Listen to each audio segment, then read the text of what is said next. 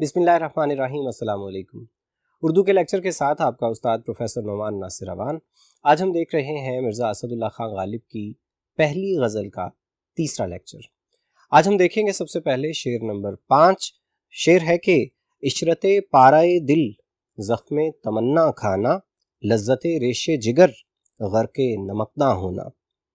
पाराए दिल, दिल के टुकड़े, इशरत ऐश खुशी, ज़ख्म तमन्ना अधूरी रह जाने वाली तमन्नाएं, लज्जत लुत्फ, रेशे जिगर जिगर के ज़ख्म, गर्के नमकदान होना नमकदान में नमक में डूब जाना, गर्क हो जाना, दफन हो जाना। तो इस शेर में गालिब ये कहते हैं कि दिल का ज़ख्मी होना और जिगर के ज़ख्मों पर नमक पाशी होना हमारे लिए बाइसे लज्जत है। आशिकों को फ़कत महबूब ही से इश्क नहीं हुआ करता, बल्कि महबूब के वसीले से मिलने वाले हर ज़ख्म से भी अक़ीदत हुआ करती है। वो समझते हैं कि इन मसाइब ही से तो पता चलता है कि कौन सच्चा आशिक है और कौन झूठा। अहले इश्क तमन्नाओं के खून, आरजुओं के कत्ल, नाकामी, दर्द, रंज, गम, इन तमाम चीज़ों पर दुखी नहीं हुआ करते, बल्कि खुश हुआ करते हैं। आशिक तो समझा करते हैं कि इश्क का तसव्वुर ही मसाइब के बगैर किया नहीं जा सकता। उन्हें तो ज़ख्मों से चूर रहने में गोया तस्कीन मिलती है। गालिब का इस शेर में कहना है कि अगर किसी को कभी मेरी हालत पे तरस आए तो मैं चाहता हूँ कि वो मेरे ज़ख्मों पर मरहम ना लगाया करे, बल्कि मुझे तो तब ज़्यादा राहत मिलेगी कि जब मेरे ज़ख्मों पर नमक छिड़का जाएगा। कहते हैं कि इश्क के मैदान में दुख और तकालीफ को बर्दाश्त करना लाजमी हिस्सा है। तानो मलामत सहना पड़ती है, ज़माने भर में रुस्वा होना पड़ता है, और इन सब तकालीफ से बड़ी तकलीफ महबूब की बेअतनाई, महबूब की बेवफाई। जाहिर है कि ये भी अपनी जगह एक ज़ख्म की हैसियत रखती है। इन तमाम ज़ख्मों को सहना पड़ता है, बर्दाश्त करना पड़ता है, अपने ऊपर उठाना पड़ता है, अपने दिल पे इन ज़ख्मों को झेलना पड़ता है, अपने जिगर को इन ज़ख्मों से छलनी करवाना पड़ता है। बिलउमूम दुनिया में हर शख्स ये चाहता है कि उसे कम से कम दुख मिले, और ये तो हर इंसान ही चाहता है कि उसे कभी भी कोई ज़ख्म ना लगे, और अगर कभी कोई ज़ख्म लग भी जाए तो जल्द अज जल्द वो ज़ख्म भर जाए, मुंदमिल हो जाए। लेकिन आशिकों की तो बात ही अलग है। उनका तो सोचने का अंदाज ही निराला हुआ करता है, और गालिब इस शेर में इसी अनोखी और मुनफरिद सोच को बयान कर रहे हैं। वो कहते हैं कि हमारी तो ख्वाहिश है कि इश्क में ज़्यादा से ज़्यादा ज़ख्म चरके कचोके लगा करें, और जो ज़ख्म लगें वो कभी मुंदमिल ना हो, वो ज़ख्म कभी ठीक ना हो। महबूब की जफ़ाओं से ज़ख्म हो जाने वाले दिल का कभी कोई इलाज ना हम करवाएंगे, ना इसका कोई इलाज होना ही चाहिए, बल्कि हम तो ये चाहते हैं कि महबूब की जानिब से मिलने वाले तमाम ज़ख्मों को हमेशा हरा रखा जाए, क्योंकि सितम और ज़ख्म यही तो वो चीज़ें हैं जो हमारी मोहब्बत के खालिस होने का सबूत है। आशिक राह इश्क में शहादत पेश करने को अपने लिए मकसद हयात समझते हैं। वो समझते हैं कि अगर उन्होंने जान दे दी तो ये उनकी ज़िंदगी की सबसे बड़ी कामयाबी होगी। तो भला ये कैसे मुमकिन है कि राह इश्क में मिलने वाले ज़ख्मों के लिए नापसंदीदगी का जज्बा रखें? तो कहते हैं कि इश्क में जितने दुख, जितने सदमे और जितने चरके मिलेंगे, उतनी ही ज़्यादा खुशी पहुंचेगी, क्योंकि आशिक ज़ख्मों को ज़ख्म नहीं, सीने पे लगने वाले तमगे समझा करते हैं। दिल पे दाग लगवाना उनके नज़दीक खुशकिस्मती हुआ करती है। वो समझते हैं कि हर नया ज़ख्म हमारे लिए एक नई मसरत का बायस है। ہر حسرت ناتمام ہمارے لیے ایک نئی ہی خوشی کا باعث بنا کرتی ہے۔ کہتے ہیں کہ عشق میں لگنے والے زخموں کا علاج نہیں کروایا جاتا، ان کے اوپر مرہم نہیں لگایا جاتا، بلکہ ان کے اوپر تو فرمائش کر کے نمک چھڑکنے کو کہا جاتا ہے۔ ان زخموں سے جتنی زیادہ اذیت، تکلیف اور درد پہنچے، عاشق اس کو اتنی ہی زیادہ لذت سمجھتا ہے۔ سینے پہ جو زخم لگتے ہیں، سینے پہ جو تیر لگتے ہیں، ان تیروں کو بھی نکالا نہیں جاتا، بلکہ انہیں وہیں پہ ہمیشہ کے لیے مستقل طور پر چھوڑ دیا جاتا ہے۔ انہیں محبوب کی نشانی سمجھتے ہوئے محفوظ کر لیا جاتا ہے، تاکہ اگر کبھی یہ بتانا پڑے کہ ہم اس سے کتنی محبت رکھتے ہیں تو اس کے ثبوت کے طور پہ زبان سے کچھ نہ کہیں، فقط اپنا سینہ دکھا دیں کہ دیکھ لو اس پہ کتنے تیر ہیں، اپنا دل دکھا دیں کہ دیکھ لو اس پہ کتنے زخم ہیں، اپنا جگر دکھا دیں کہ دیکھ لو نمکداں میں غرق ہونے سے اس کی کیفیت، اس کی حالت کیا ہو چکی ہے۔ عاشق یہ چاہتا ہے کہ راہ عشق میں ملنے والے تمام زخموں کو سینے سے لگائے رکھے، ایسے جیسے اپنی سب سے قیمتی متاع کو انسان سینے سے لگائے رکھتا ہے۔ وہ ان زخموں کو اپنی قیمتی ترین متاع ہی تو سمجھتا ہے۔ جب اسے لگتا ہے کہ اب تو زخم بھرنے لگے ہیں تو وہ دوبارہ سے کرید کر انہیں پھر سے تازہ کر لیتا ہے۔ وہ چاہتا ہے کہ زخم ٹھیک نہ ہوں بلکہ ناسور بن جائیں، ایسا زخم بن جائیں کہ جس کا کوئی علاج ہو ہی نہ سکے، جو جائے تو جان کے ساتھ ہی جائے۔ عشق و محبت کے معاملات کو عقل کی کسوٹی پہ پرکھا جا بھی نہیں سکتا، اسی لیے کیونکہ عقل کی کسوٹی پہ تو پرکھ نہیں سکتے، کیونکہ عقل کی کسوٹی پہ پرکھیے تو پھر تو زخم کسی کو پسند نہیں ہوتے، پھر تو درد کوئی نہیں چاہتا، تکلیف کوئی نہیں اٹھانا چاہتا۔ لیکن عاشقوں کا معاملہ تو مختلف ہے، جیسا کہ ہم نے بات کی کہ وہ زخم لگنے پر غمگین نہیں ہوا کرتے، زیادہ سے زیادہ مسرور ہوا کرتے ہیں، خوش ہوا کرتے ہیں۔ انہیں اگر دکھ پہنچتا ہے تو اس بات پہ کہ اوہو وہ زخم تو ٹھیک ہو گیا، انہیں اس بات پہ صدمہ پہنچتا ہے کہ زخم کم کیوں لگے۔ ان کی سوچ باقی لوگوں سے بالکل مختلف ہوا کرتی ہے، اور ان کے لیے خوشی کا ایک باعث یہ بھی ہوا کرتا ہے کہ محبوب چاہے زخم دینے کے لیے یا زخموں پر نمک چھڑکنے ہی کے لیے آئے تو صحیح، ہمارے سامنے تو آئے گا، ہم اس کو دیکھ تو سکیں گے، اس کا دیدار تو کر سکیں گے۔ اور جب محبوب ایسے کسی مقصد کی خاطر اسے اذیت پہنچانے کے لیے اس کے سامنے آتا ہے تو وہ اسے بھی وصل سے کم نہیں سمجھتا۔ وہ سمجھتا ہے کہ اگر وصل مسرت کے ماحول میں نہیں ہو سکتا، محبت کے ماحول میں نہیں ہو سکتا، تو چلو نفرت اور اذیت ہی کے ماحول میں وصل ہی ہے، محبوب کو دیکھ لینا بہت بڑی کامیابی ہے۔ وہ یہ سمجھتا ہے کہ میں نے تو درد ہی کو اپنے لیے دوا بنا لیا ہے، درما بنا لیا ہے، لہٰذا وہ عادی ہو جاتا ہے انہی مصائب کا، انہی دکھوں کا، انہی تکلیفوں کا اور اس درد کا۔ وہ چاہتا ہے کہ کبھی یہ درد مجھ سے چھن نہ جائے، کبھی مجھے افاقہ نہ ہو جائے۔ جتنے زیادہ زخم لگتے ہیں اس کے شوق تمنا میں کوئی کمی نہیں آتی، بلکہ اسے چونکہ لذت محسوس ہو رہی ہوتی ہے، اس لیے وہ چاہتا ہے کہ یہ لذت ملتی رہے۔ وہ سمجھتا ہے کہ عشق میں ملنے والے یہ زخم اور ان کے اوپر چھڑکا جانے والا یہ نمک، یہ تو میرے لیے سچا عاشق ہونے کی سند ہے، یہ تو میرے لیے اعزاز ہے۔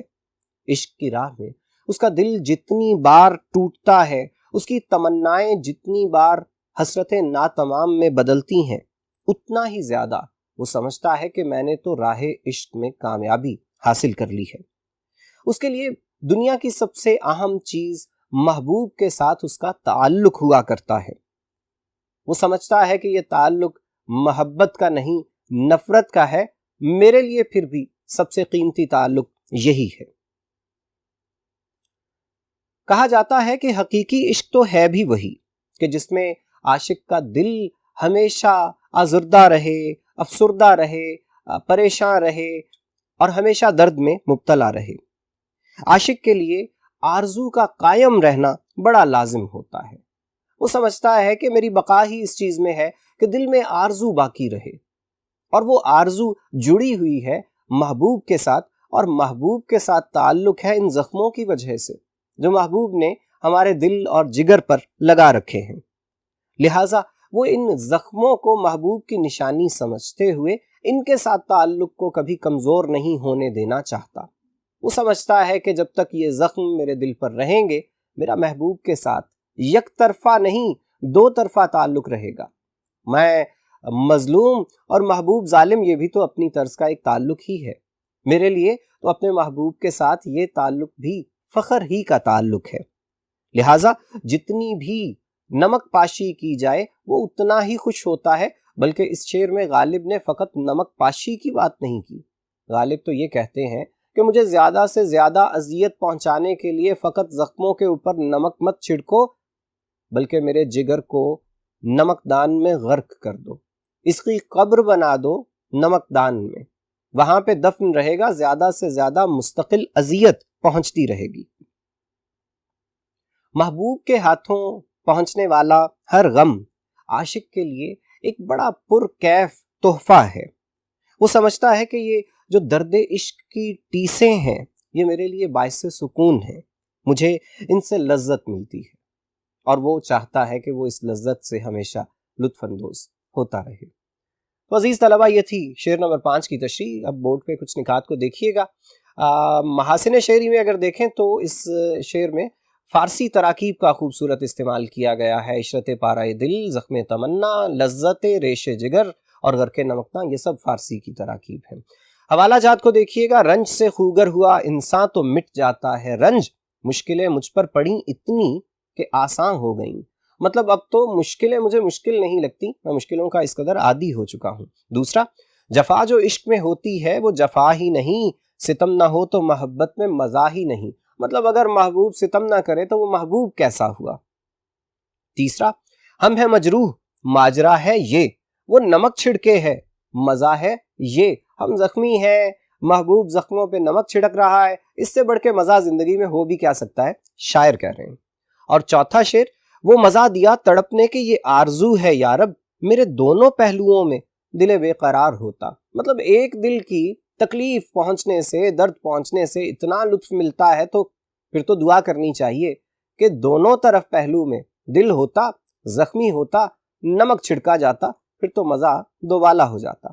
تو یہ تھا شعر نمبر 5۔ اب ہم شعر نمبر 6 کو دیکھنے کے لیے اگلے بورڈ پہ چلتے ہیں۔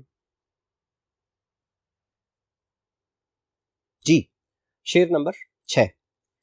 کی میرے قتل کے بعد اس نے جفا سے توبہ، ہائے اس زود پشیماں کا پشیماں ہونا۔ جفا ظلم،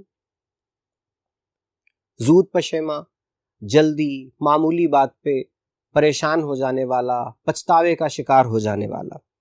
تو اس شعر میں غالب محبوب پر طنز کر رہے ہیں، کہتے ہیں کہ میرا محبوب اس قدر زود رنج ہے، چھوٹی چھوٹی سی باتوں پہ پشیماں ہو جاتا ہے، پچھتاوے کا شکار ہو جاتا ہے کہ بس اس سے میرا قتل ہو گیا، اور اتنی سی بات پہ اس نے توبہ کر لی کہ وہ آئندہ ظلم نہیں کرے گا۔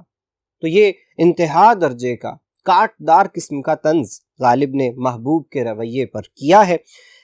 عاشق کے ساتھ محبوب کا رویہ ہمیشہ انتہائی جابرانہ ہوا کرتا ہے۔ اس نے اپنے مظالم اور بے اعتنائی سے اپنے عاشق کا جینا دوبھر کر رکھا ہوتا ہے، اور عاشق بیچارے کی زندگی کا ایک ایک پل قیامت کے مانند گزرتا ہے۔ وہ بیچارہ ہر لمحہ جیتا اور ہر لمحہ مرتا ہے۔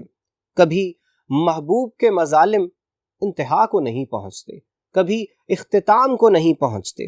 ہر ظلم کے بعد جب عاشق کو یہ لگ رہا ہوتا ہے کہ شاید یہ آخری ستم ہوگا، وہ بھی آخری ستم نہیں ہوتا۔ محبوب اس کے بعد پھر ظلم کی نئی داستانیں رقم کرنے کے لیے کمر بستہ ہو جاتا ہے، اور عاشق بیچارہ ان تمام مظالم کو سہتے سہتے موت کے منہ میں چلا جاتا ہے۔ زندگی میں اگر مظالم پر اس نے کبھی فریاد کی بھی ہو، اول تو عاشق کبھی فریاد نہیں کیا کرتے، چپ چاپ سہتے ہیں، لیکن فرض کر لیجئے کہ اگر کبھی اس نے فریاد کی ہو تو بھی محبوب کہاں کان دھرتا ہے اس کی فریاد پر۔ لیکن وہ کہتے ہیں کہ اب ایسا کچھ ہوا، اور وہ یہ کہ جیسے ہی ہمارا قتل اس کے ہاتھوں سے ہو گیا تو وہ پچھتاوے کا شکار ہو گیا۔ مطلب وہ کہ جو کبھی بھی پچھتاوے کا شکار نہیں ہوا، اتنی سی بات پہ پچھتاوے کا شکار ہو گیا کہ ہم اس کے ہاتھوں ذرا سا قتل کیا ہو گئے تھے۔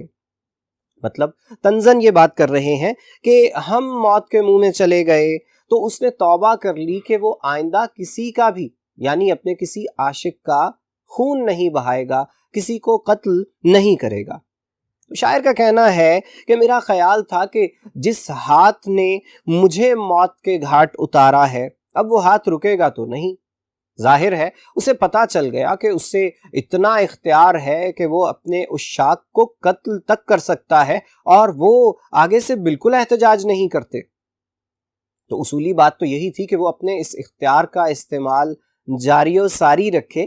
لیکن محبوب، تم کتنے کمزور دل کے ثابت ہوئے کہ ہمیں قتل کرنے کے بعد تم نے یہ فیصلہ کر لیا کہ آئندہ کسی کو قتل کرنا تو دور، تم کسی پر جفا، کسی قسم کا ستم، ظلم ہی نہیں کرو گے۔ تو یہ تو تمہاری نازک مزاجی کا، تمہاری نرم دلی کا ثبوت ہوا۔ تو کہتے ہیں کہ مجھے تو یہ لگتا تھا کہ میرے رقیب جو میری موت پر بڑے خوش ہو رہے ہوں گے، محبوب کو تو اب عادت پڑ جائے گی، وہ ان کے بھی گلے کاٹتا چلا جائے گا، وہ بھی اس کے ہاتھوں قتل ہوتے رہیں گے۔ لیکن مجھے جو تھوڑا بہت ایک اطمینان تھا کہ بچے گا کوئی نہیں، اب مجھے پتا چلا کہ وہ تو پچھتاوے کا شکار ہو گیا، اب رقیب محفوظ ہو گئے ہمارے قتل کے نتیجے میں۔ یعنی ہم نے جو قربانی دی اس کا صلہ ہمارے رقیبوں کو مل رہا ہے کہ ان کے اوپر ظلم نہیں کیا جائے گا، محبوب ان کے اوپر مہربان ہو جائے گا۔ غالب طنز کرتے ہوئے کہتے ہیں کہ میرے محبوب، میرا قتل کوئی اتنی بڑی بات تو نہیں تھی کہ تم اتنی جلدی اتنی معمولی بات پہ پچھتاوے کا شکار ہو گئے ہو، اور تم نے توبہ ہی کر لی ہے کہ آئندہ تم کسی کے ساتھ برا رویہ نہیں رکھو گے۔ حقیقت تو یہ ہے کہ اب میری زندگی کا چراغ اپنے ہاتھ سے گل کرنے کے بعد تم نے عاشقوں پہ، دیگر عاشقوں پہ جو میرے رقیب ہیں، ان پر مہربان ہونے کا فیصلہ کر لیا ہے، تو بھلا مجھے اس سے کیا فائدہ پہنچے گا؟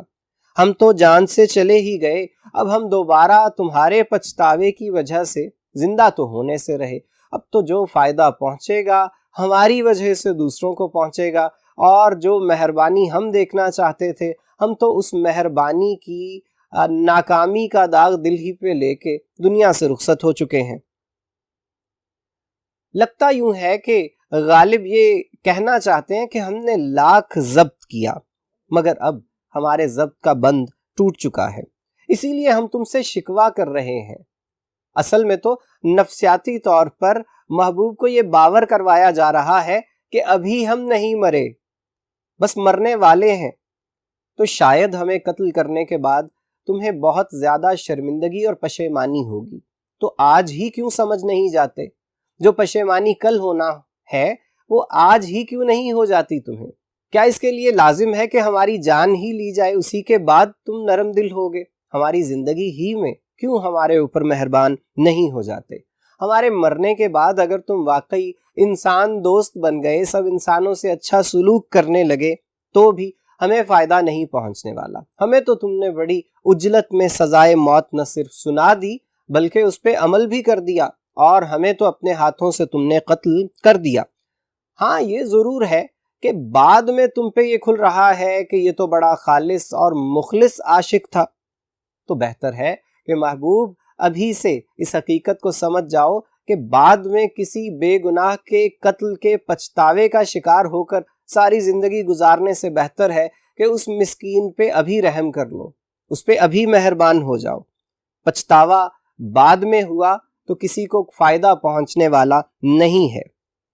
اور پھر یہ تو پھر ناانصافی کی بات ہوگی کہ کسی ایک عاشق کے اوپر ستم کیجئے، اس کی زندگی دوبھر کیے رکھیے، اور اس کے بعد اس کو قتل کر دیجئے، اور اس کی اس قربانی کے نتیجے میں باقی سب لوگوں کے اوپر مہربان ہو جائیے، اور ہمارے حصے میں جفائیں آئیں اور ہمارے رقیبوں کو آپ کی وفائیں ملے۔ یہ تو انصاف کے تقاضوں کو پورا نہیں کرتا۔ ہم ضرور یہ چاہتے ہیں کہ تم مہربان ہو جاؤ، لیکن تمہاری یہ مہربانی ہمارے مر جانے کے بعد ہو، یہ خواہش تو ہم نہیں کر سکتے۔ ہماری یہ دیرینہ حسرت پوری ہو لیکن ہم اس سے استفادہ ہی نہ کر سکیں تو پھر ہمیں اس کا کیا فائدہ ہوا؟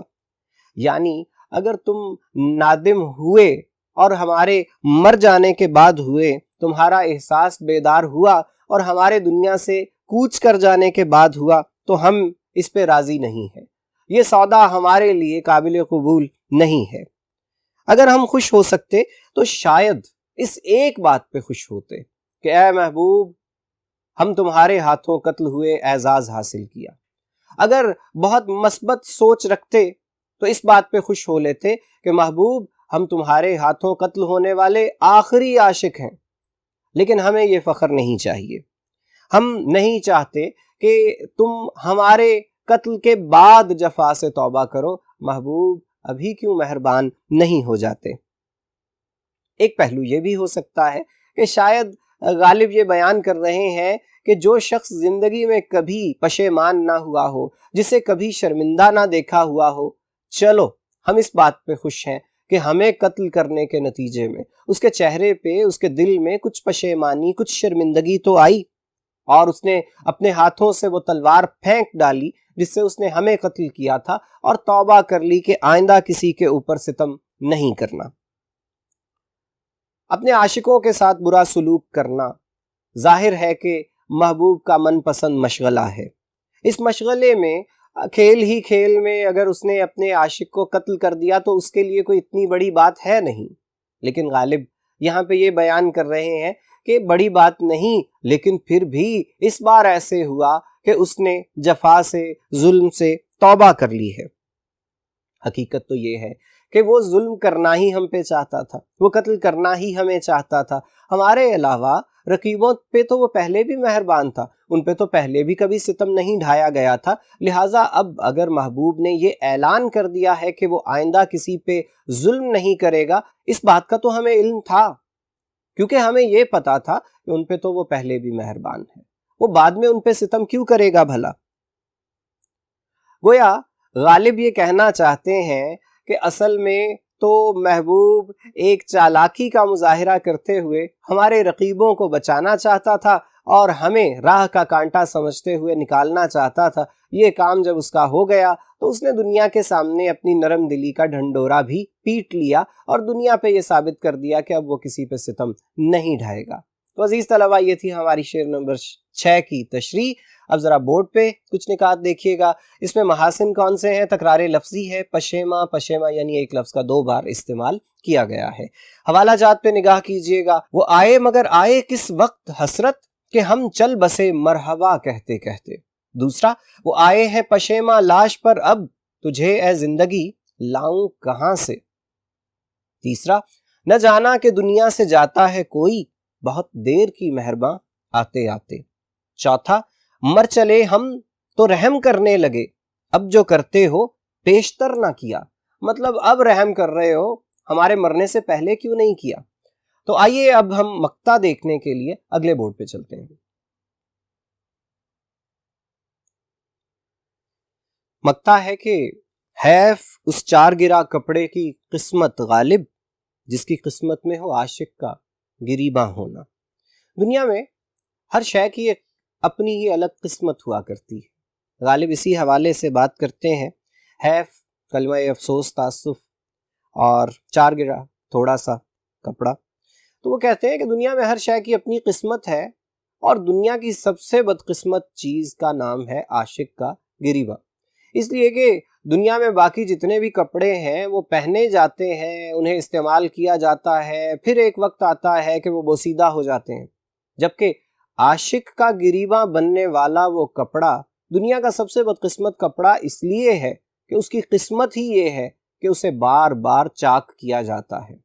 اردو کی غزل میں یہ خیال اکثر شعراء نے بیان کیا ہے کہ جب بھی عاشق اپنے جنون عشق میں مبتلا ہو جاتا ہے، اس سے اپنے اوپر قابو نہیں رکھا جاتا، اس کی بے بسی انتہا کو پہنچتی ہے، تو وہ دیکھتا ہے کہ کیا مجھ سے بڑھ کر بھی کوئی کمزور ہے، کیا کسی اور کے اوپر میرا کچھ بس چل سکتا ہے؟ تو اسے پتا چلتا ہے کہ تم سے کمزور تو فقط تمہارا گریباں ہی ہے، اور تو دنیا میں کوئی تم سے بڑا بیچارہ نہیں ہے۔ تو وہ کیا کرتا ہے، وہ اپنے گریباں ہی کو چاک کر دیتا ہے۔ پھر رفوگر، اس کے ہمدرد اس کو رفو کرتے ہیں، لیکن دوبارہ سے جب کبھی اس کے اوپر جنون کی کیفیت طاری ہوتی ہے تو بیچارے گریباں ہی کی دوبارہ شامت آتی ہے اور اس کو پھر سے چاک کر دیا جاتا ہے۔ اردو کی غزل میں اس مضمون پہ بہت بات ہوتی رہی ہے، لیکن غالب کا انداز تھوڑا مختلف ہے۔ وہ کہتے ہیں کہ یہ بیچارہ بڑا بدقسمت کپڑا ہے، یہ تو ہمیشہ پرزے پرزے ہی ہوتا رہتا ہے، اس کے اوپر تو کبھی اچھا وقت آتا ہی نہیں ہے، کیونکہ عاشق کا سارا زور ہی اس کے اوپر چلتا ہے۔